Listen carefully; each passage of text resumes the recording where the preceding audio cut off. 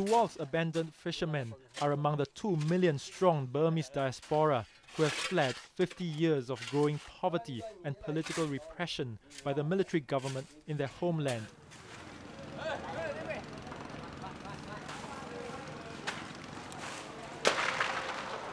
According to international trade unions, there are more than 250,000 Burmese migrant fishermen and female fish processing workers in Thailand's billion-dollar export-driven fishing industry, but only 70,000 are legally registered.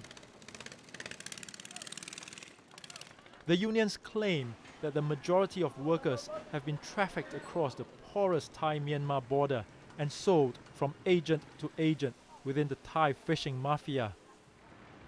Once aboard a Thai fishing boat, they are reportedly issued false Thai documents and work back-breaking 14 to 20-hour shifts for $50 a month. The lucky ones are said to be paid $9,000, but only after a 3 to 5 year voyage.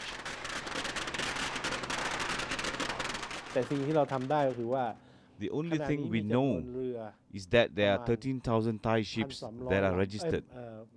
For the ships that have not registered, we don't know. Ong Tu Ya is president of the Exiled Seafarers Union of Burma, based in Bangkok. He visited Tual Island with a film crew.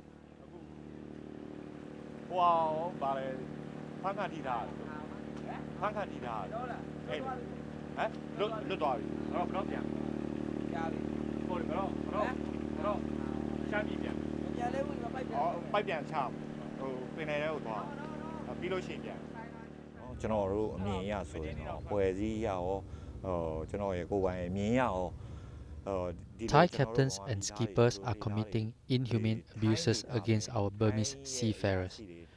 This cruel abuse is directed not just against individuals, but against the mass of our people. This is totally contrary to Thailand's international image as a land of smiles and hospitality.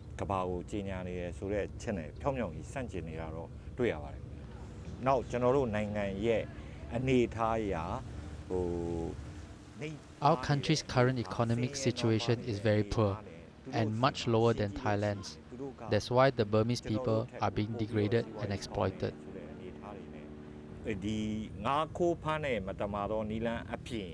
The Thais are treating our Burmese boatmen in an unjust and abusive way.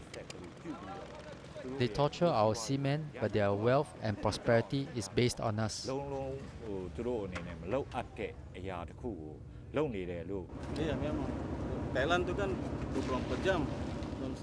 It's true. On Thai fishing boats, the crews have to work 24 hours non-stop. From the moment they set out to sea, on the sea, and back again, even in port, they have to work and can only rest at night. If they have to work so hard in dock, you can just imagine how hard they have to work at sea.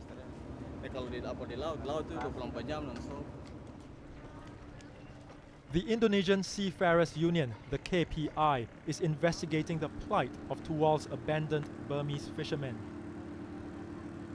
Ya, kalau saya kira-kira itu kurang lebih 1.200. I estimate there are about 1,200 Burmese. They are spread out in all areas, in Dobo, Benjina, Tual, Ambon, K Besar, dan mungkin lain-lain. KPI is working very hard to monitor this situation.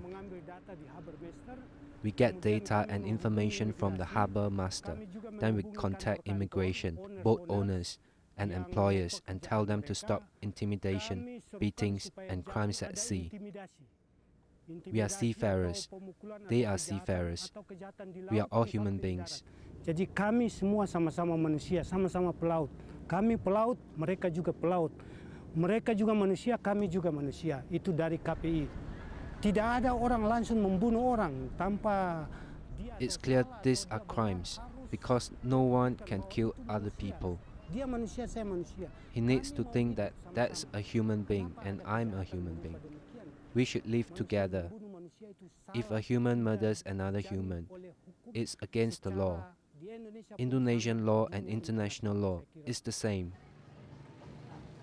Indonesian authorities are slowly waking up to the abuse suffered by Burmese fishermen working on Thai boats. Pada mulanya mereka masuk ke Indonesia semua memiliki dokumen. Entah itu warga negara. Once they land on Tual, they get off the ship, and because of the violence they suffered at the hands of the ship's boss, as you have told me, they don't want to go back to the ship. So they get off in Tual and make problems, and local people report them to the immigration office, and we arrest them and deport them. We feel sorry for them. Some are living in the forest. Some of them are living with local people. It's hard for them to get food, so it's better for them if immigration takes them, bring them here, and send them home to their country.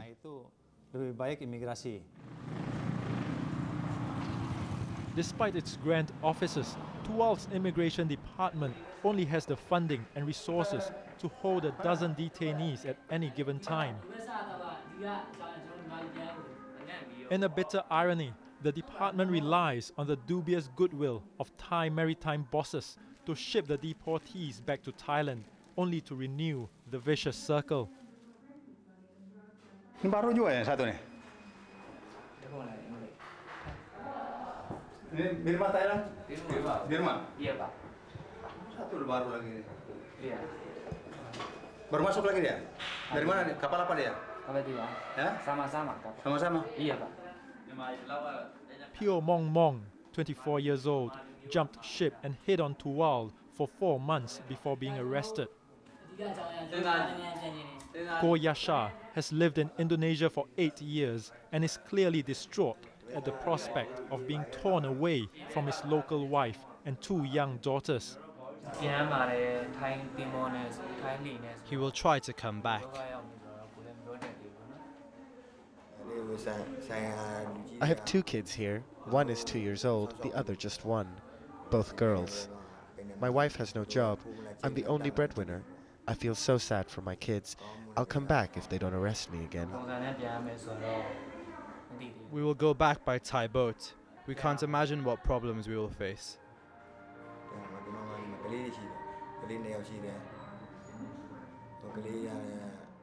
The local authorities should take care of us. We don't know whether the Thais will beat us, kick us, or kill us on the sea. We'll be very lucky to arrive in one piece.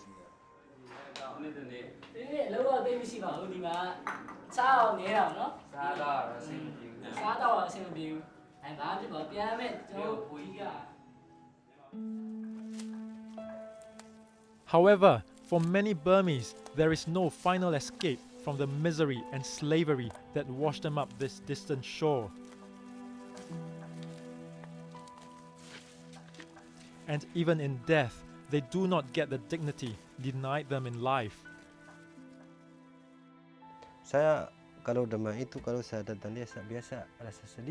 When I come here, I usually feel like crying. He was my close friend. We used to hang out and enjoy a drink together.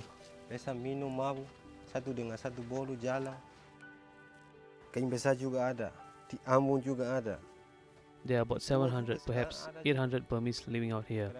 There are some in Kebasa, some in Ambon, and some in Tual.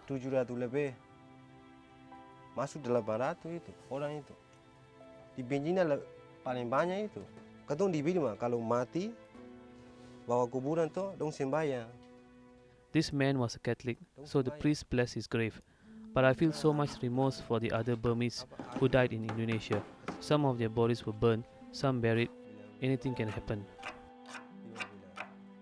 In Burma, when somebody dies, they sprinkle holy water on their grave, so their spirit is released. Even in Tual, the spirit of these people from Myanmar remains unbreakable. They still harbor hope that peace and democracy will one day come to their troubled country so they can all go home.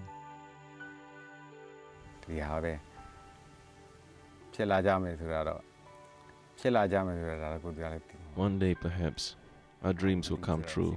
One day they may come true.